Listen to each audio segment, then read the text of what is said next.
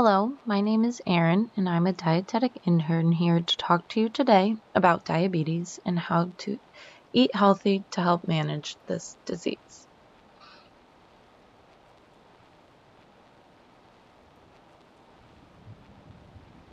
So, if you're a newly diagnosed diabetic or you've been a diabetic for a while and want a refresher, here's a little background. Diabetes is a disease that affects about 30 million Americans today. There are even more individuals who could have diabetes and are undiagnosed, as well as those that are very high risk for developing diabetes. As you can see from the image on the slide, there are multiple factors that could put you at risk for developing different types of diabetes.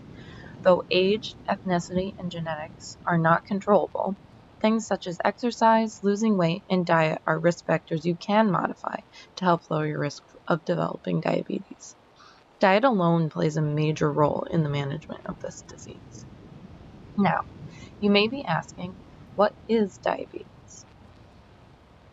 According to the CDC, diabetes is a condition in which the body does not properly process food for use as energy. Most of the food we eat is turned into glucose or sugar for our bodies to use for energy. An organ in the body called the pancreas then produces a hormone called insulin to help get that sugar into the cells of our bodies. When you have diabetes, your body either 1. Doesn't make enough insulin, or 2. Can't use its own as well as it should.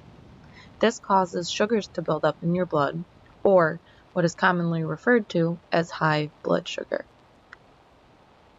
There are multiple different types of diabetes. Type 1, which is typically diagnosed before the age of 30, is when the pancreas makes little to no insulin. Type 1 is an autoimmune disease that is not preventable.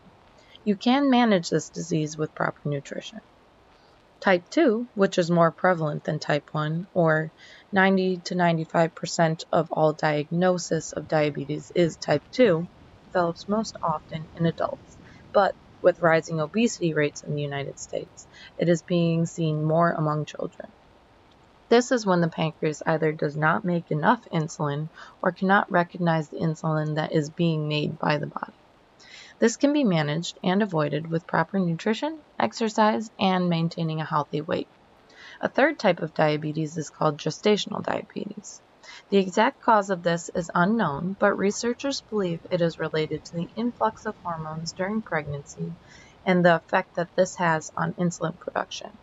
If you do develop gestational diabetes during your pregnancy, you are more likely to develop type 2 diabetes later in life. One very important thing for a person with diabetes to understand is the concept of carbohydrate counting. This is a tool used to manage blood sugars throughout the day, since carbohydrates affect your blood sugar more than other nutrients you eat. Consulting with a registered dietitian or a diabetes educator will help you determine a personalized meal plan that includes the best amount of carbohydrates to consume for blood sugar control. Carbohydrates are measured in grams, and one carbohydrate count typically equals 15 grams. Once you and your dietitian have determined the number of grams of carbohydrates you should eat in a day, you should learn what foods typically contain carbohydrates. These usually include grains, fruits, vegetables, especially starchy vegetables like potatoes, corn, or peas, dairy, snack foods, juices, sports drinks, and soft drinks, as well as legumes like lentils.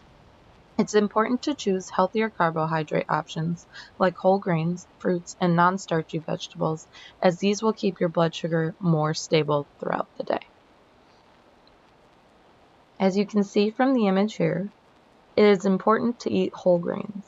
One tip is to make sure that half of the grains you eat daily are whole grains. This can include whole grain pastas, whole grain breads, or even whole grain cereals. Adding oatmeal into your diet is a great carbohydrate option that increases your fiber intake, which will help to keep your blood sugar levels in check. Make half of your meals fruits and vegetables with a higher focus on non-starchy vegetables. These include things like broccoli, carrots, tomatoes, and leafy greens. When choosing protein, look for leaner sources like chicken, turkey, fish, nuts, chickpeas, or eggs. and make sure your dairy choices are non-fat or low-fat options. When you do eat fats, make sure they are heart-healthy fats. Some good options are oils like olive or canola oil, avocado, and nuts. Another thing that will help maintain blood sugar levels will be to eat smaller meals more times throughout the day. Remember, try not to skip meals. Having your blood sugar drop too low can be just as dangerous to a diabetic as a really high spike in blood sugar. So, there you have it. Thank you for joining me for these quick and easy options for changing your meals to benefit your diabetes management. If you'd like any more information on diabetes, I've included a few helpful links here. Thank you again. Have a great day, and remember, choose the proper carbohydrate.